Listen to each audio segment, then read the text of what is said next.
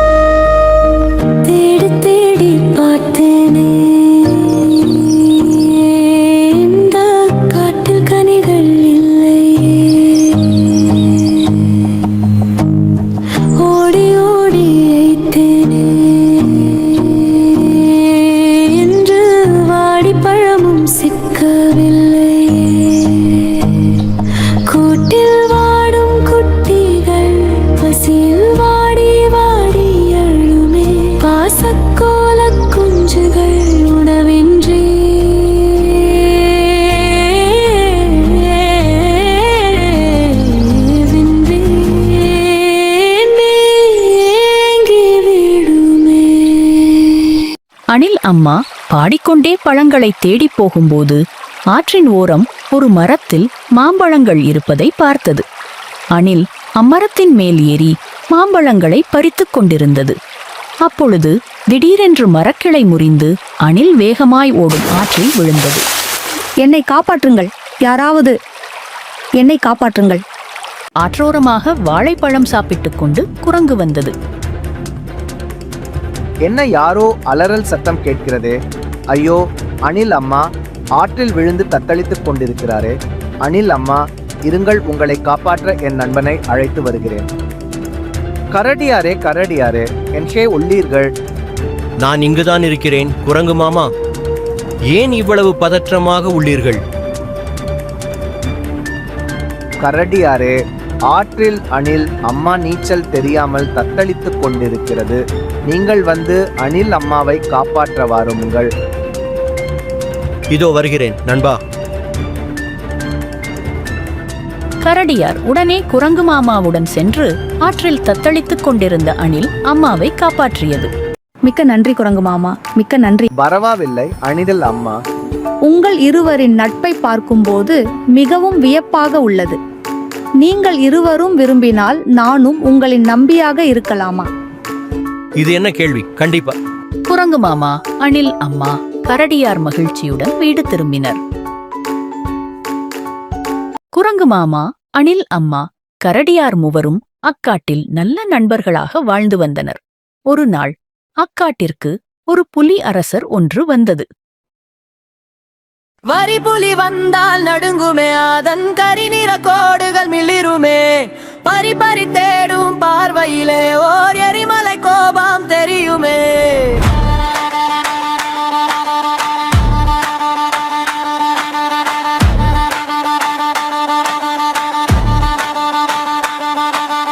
கூரிய நகங்கள் கொண்டவன்,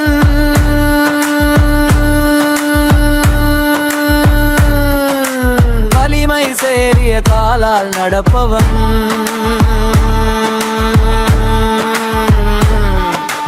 போரினில் பாய்ந்திடும் வேங்கையே, காட்டிக்கு நேரிய வீரத் தலைவனே.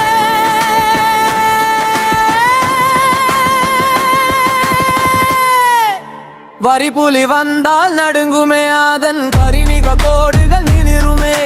பறி பறி தேடும் பார்வையிலே ஓர் எரிமலை கோபம் தெரியுமே.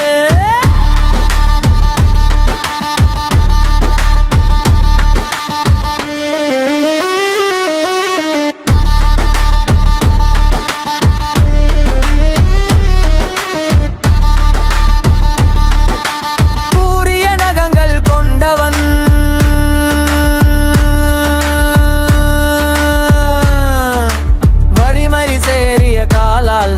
ஒருவன்.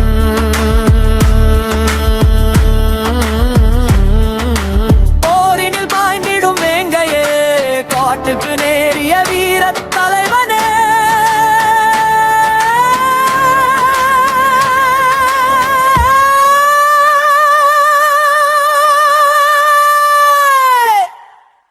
வணக்கம் புலி அரசனே. ஆம், வணக்கம். ஆம், நான் தான் இனிமேல் உங்கள் அனைவருக்கும் அரசன். இனிமேல் அனைவரும் என் கட்டளைக்கு ஏற்பதான் நடந்து கொள்ள வேண்டும். இன்னொன்று, ஒவ்வொரு நாளும் ஒவ்வொரு மிருகமும் எனக்கு இரையாக வேண்டும். ஐயோ, இது என்ன நியாயம்?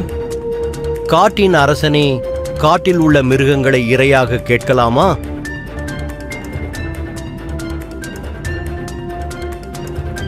நான் புலி.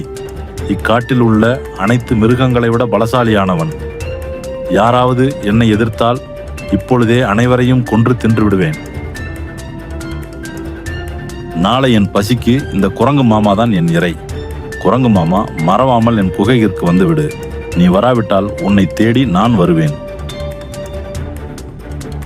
கண்டிப்பா வந்துடுவேன் புலி அரசரே. அணில் அம்மா, கரடியார், குரங்கு மாமா மூவரும் நாளை குரங்கு மாமா புலி அரசருக்கு இரையாகப் போவதை எண்ணி வருந்தினர்.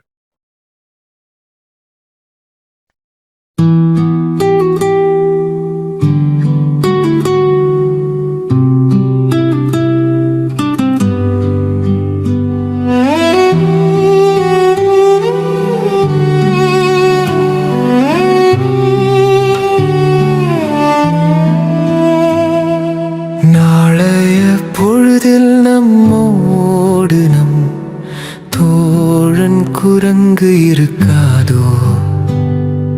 வேளை முடிந்து புலி பசிக்கு அவன் மாலை உணவாயாகிடுமோ?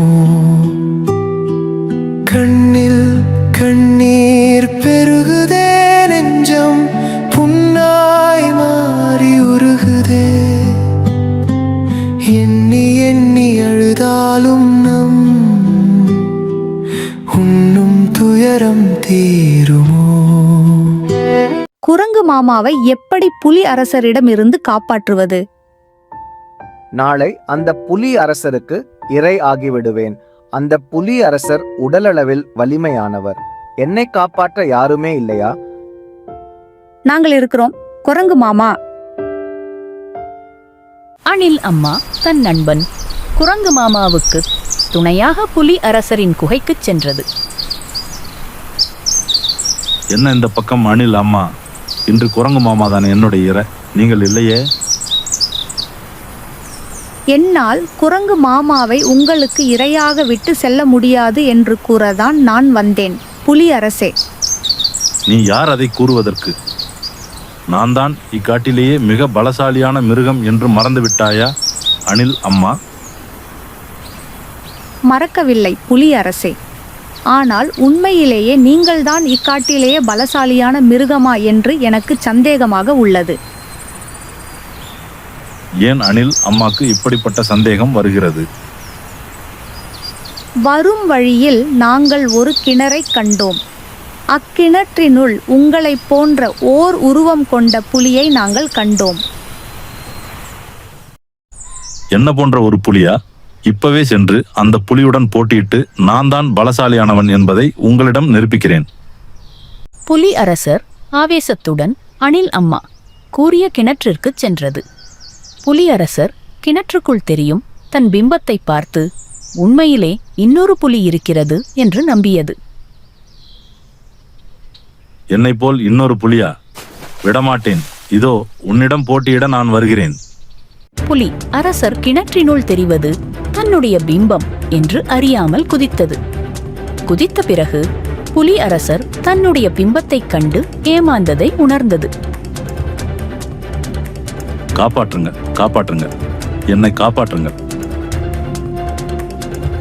அணில் அம்மாவும் குரங்கு மாமாவும் புலி அரசர் நீச்சல் தெரியாமல் கிணற்றினுள் தத்தளிப்பதை கண்டு சிரித்தன. பார்த்தாயா புலி அரசே, உடலளவில் நீங்கள் பலசாலியாக இருந்தால் மட்டுமே தலைவராகிட முடியாது. மனதளவிலும் அறிவிலும் பலசாலியானவரே தலைவராக முடியும்.